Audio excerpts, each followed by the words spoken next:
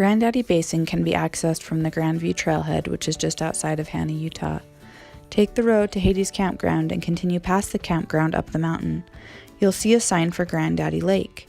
The road to the trailhead is steep, narrow, and rocky, but passable for most vehicles. There's a really smelly, gross pit toilet at the trailhead. Personally, I would rather just go in the woods, but to each their own. Parking is free as of 2018. There is not a dumpster or spigot at the trailhead, however, right at the beginning of the trail, there is a bridge with access to water that could be filtered for your hike.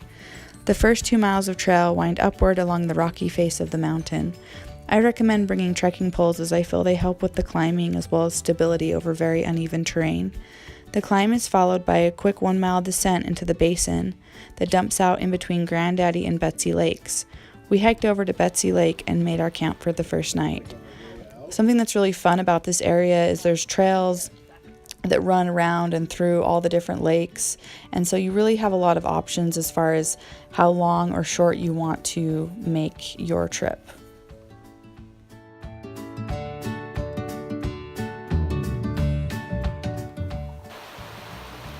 So I'm hanging out on the bank of Betsy Lake,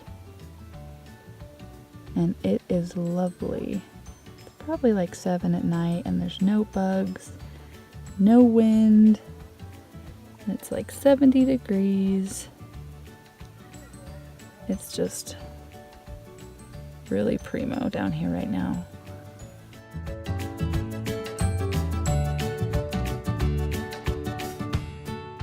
The second day we continued onward and hiked down deeper into the basin. The trail dropped and then flattened out as we approached Rainbow Lake, where we stopped for lunch. Keep in mind that this area is all over 10,000 feet in elevation, and so if you're coming from a lower elevation, you may run into problems. I used both liver and chlorophyll tablets to help build my blood both prior and during the trip and found that this helped immensely. Once we got to Rainbow Lake, we found a nice flat spot on the beach to enjoy our lunch and took a nice long lunch break. We kept seeing these little gray and white birds. Whenever we'd pull out our food, I think they were hoping we'd leave something behind. They're really pretty. If you know what they are, please comment below and let us know. After lunch, we began the 800-foot climb to Four Lakes Basin. We discovered this natural spring along the way, and it was kind of cool. We ended up camping at Jean Lake, which was my favorite lake of the whole trip. Camping is a little harder to come by around this lake because it is so rocky. However, we managed to find a decent spot to camp. That night we'd all just gone to bed when flashes of light could be seen outside of our tents. My friend thought that someone was being a jerk with their headlamp. A few minutes later we realized the flashes were lightning as the thunder in the distance became audible. I lay in my sleeping bag watching the flashes and counting to gauge their distance. The wind started up, as did the rain, as the thunder became louder and louder and the lightning became brighter. The thunder rumbled up and down the canyon. It was kind of an intimidating sound. I had gone from counting to 7 after each lightning strike down to only 1. It was obvious that the lightning was right on top of us. At this point, I remember a strange, quietness fell over everything for a moment, followed by this really weird feeling in the air. It was almost as though the air was being sucked towards the sky or something. It was really hard to describe. It kind of felt charged. At this point, I was feeling pretty scared and insecure in my little tent perched up at almost 11,000 feet. I had my eyes squeezed shut and pulled my sleeping bag over my face, but still the lightning was so bright it almost hurt my eyes. The thunder hurt my ears and it shook the ground. I could feel it rumble my insides. It was insane. Covering my eyes and ears did little good. It was so bright and loud. It was unlike anything I've ever experienced. I'm normally a big fan of thunderstorms, but this was way too intense even for me.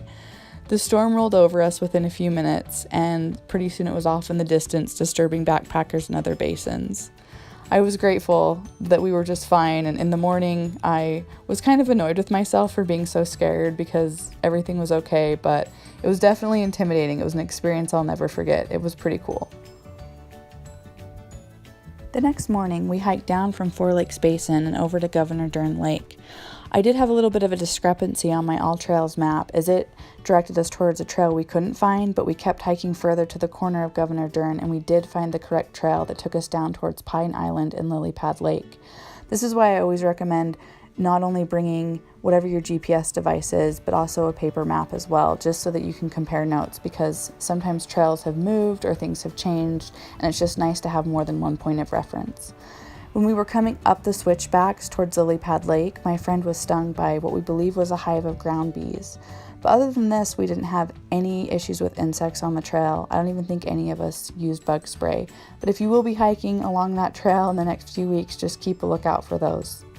This was a really awesome area. There are many more lakes to explore than what we covered. I plan on returning in the future and exploring more. So thanks for watching. I hope this video helps you out.